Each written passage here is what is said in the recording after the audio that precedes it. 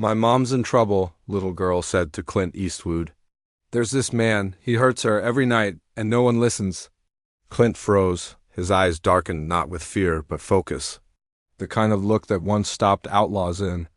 Their tracks now turned toward a scared child with the courage to speak up. Join me and subscribe my channel as I dive into Clint Eastwood's surprising reaction to just two simple words.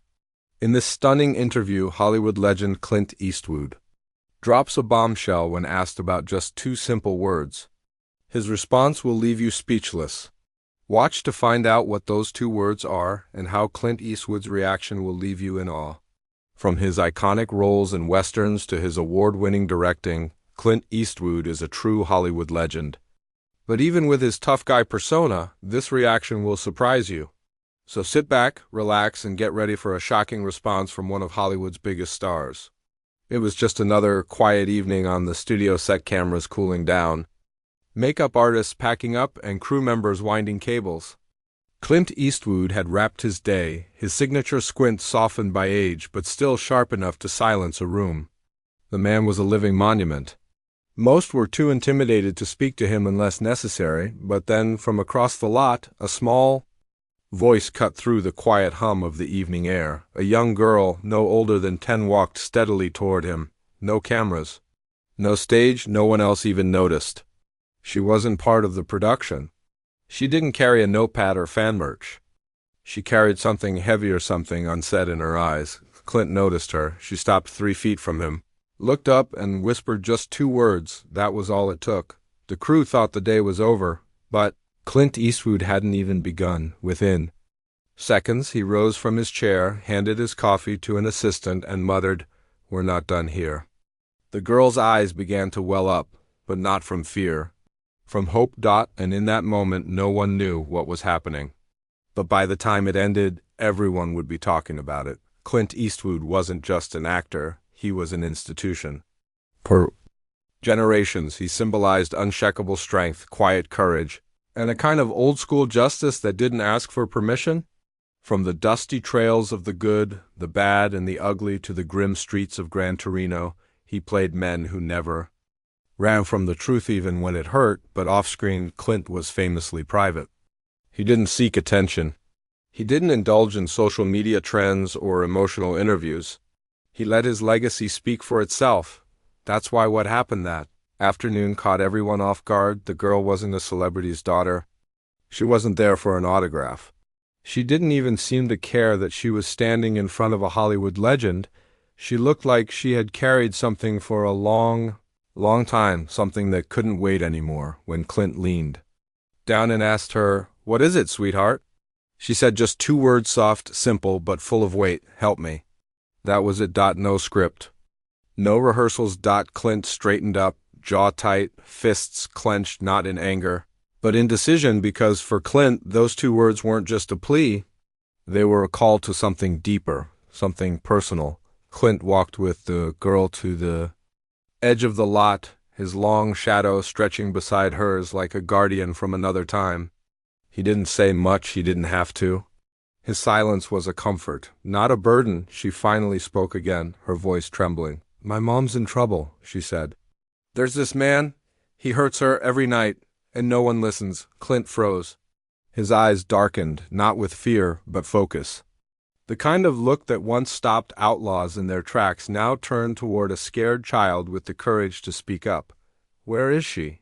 he asked calmly. The girl pointed toward the rundown side of town. "A trailer park," she said.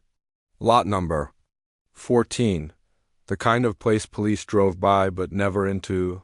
She explained how her mother had tried to leave before, how she hid bruises under sunglasses, how neighbors closed their doors, how the system labeled her unstable for calling too many times.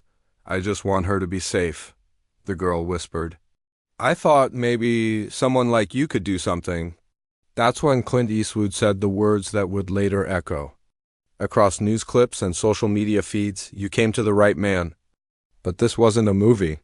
There was no script, no director yelling, "Cut." There was only a scared child, a broken home, and a legend about to turn into a real-life hero. Clint didn't call his agent. He didn't contact PR. He didn't wait For a press conference or for someone else to act, he got in his old Dodge Ram, the one he still drove despite the millions, and told the girl, "You sit tight. I'm going to talk to your mom." By the time he pulled into the trailer park, the sun was slipping behind the horizon, painting the sky in blood-red streaks. Lot 14 sat in silence. Faded curtains, broken porch light, a sagging front step. Clint stepped out of his truck with the same steady walk that had once cleared saloons in the Old West. A man stumbled out from the trailer, heavy, drunk, and angry. "You lost, old man?" He slurred. Clint didn't flinch. "I'm exactly where I need to be." The confrontation wasn't loud. Clint didn't raise his voice. He simply told the man he knew what was happening inside, the bruises, the screams, the fear, the abuser. Laughed. "You think you're gonna scare me?" "You're just an actor." Clint stepped closer.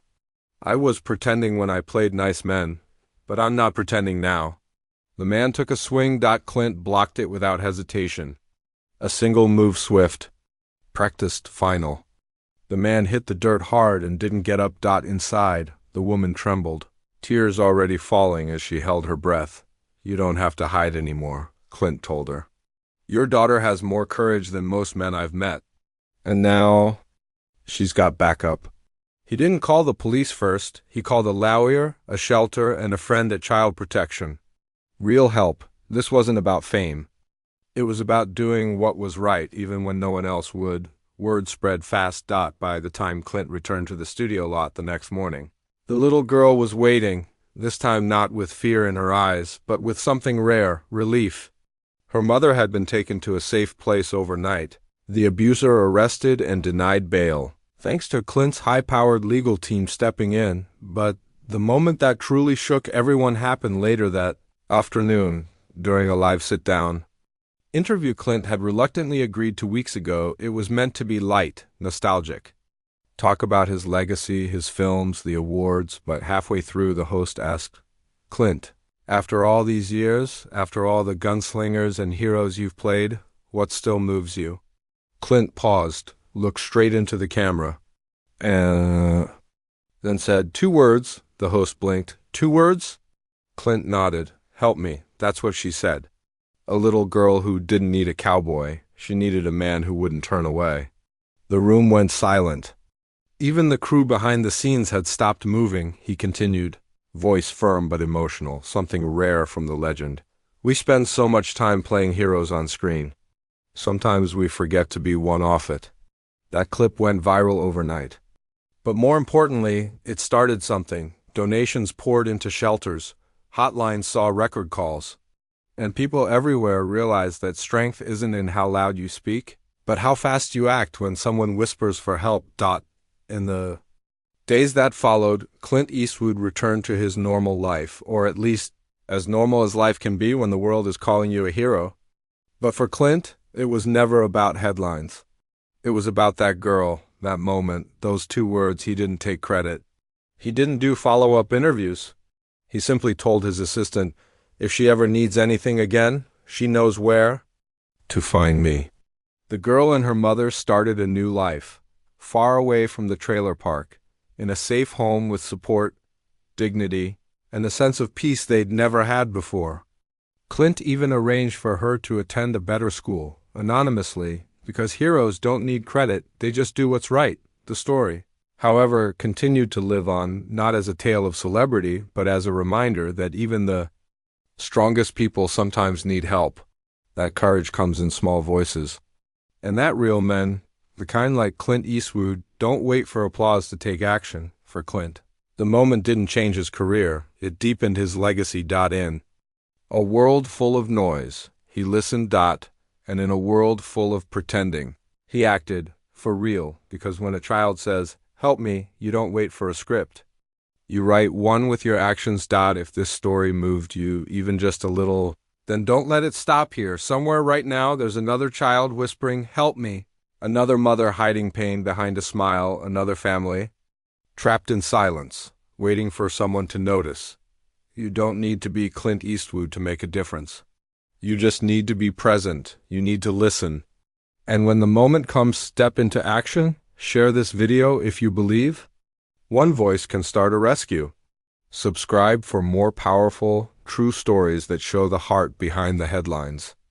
Donate to your local women's shelter, support mental health programs, or simply ask someone in your life if they're okay, because you never know. You might be the only one who does that, and if this story reminded you that real heroes still exist, hit that like button. Not for the algorithm, but for the message, because sometimes the smallest voices speak the loudest truths. And sometimes 2 words are all it takes to change a life.